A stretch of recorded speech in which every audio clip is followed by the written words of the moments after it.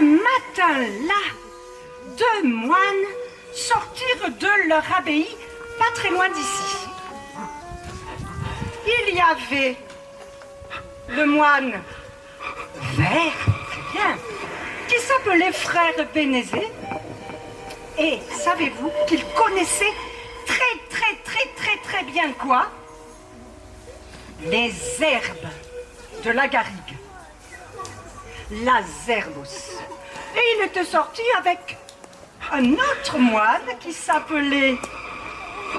Voilà, le moine rouge qui s'appelait frère Sauvestre. Tu sais, moi, je vais te montrer l'Outrescalan, le millepertuis, bien grenu, et dans ton casou, parce que lui aussi, il en avait un, dans son mirliton, le même que le vôtre, tu réciteras cette incantation que l'on m'a apprise quand j'étais tout petit et qui fait l'Outrescalan, Bumpertulan, l'Outrescalan, Bumpertulan, du,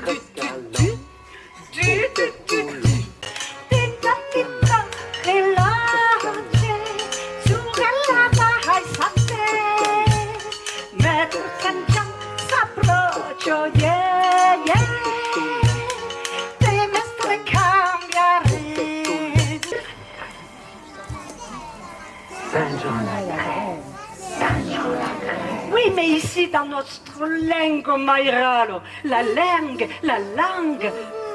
d'ici, eh bien, nous disons San Gianlagrano. San Gianlagrano. San Gianlagrano.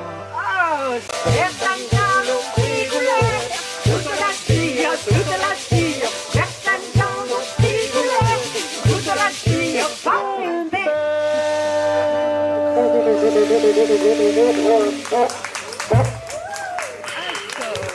parce que il faut les nommer. Leur nom, c'est le signe presque sacré de leur pouvoir. Celle-ci, par exemple, qui sent très bon, on l'appelle ici l'Ouroumanie. L'Ouroumanie. On essaie de le dire? L'Ouroumanie. Ce qui veut dire très bien. Oh, le romarin. Une fois que vous le savez, vous pouvez incanter chacune de ces plantes. Toujours l'Ouroumanie. Celle-ci, c'est l'Oumentastre. On le répète. L'Oumentastre. Qui veut dire la menthe.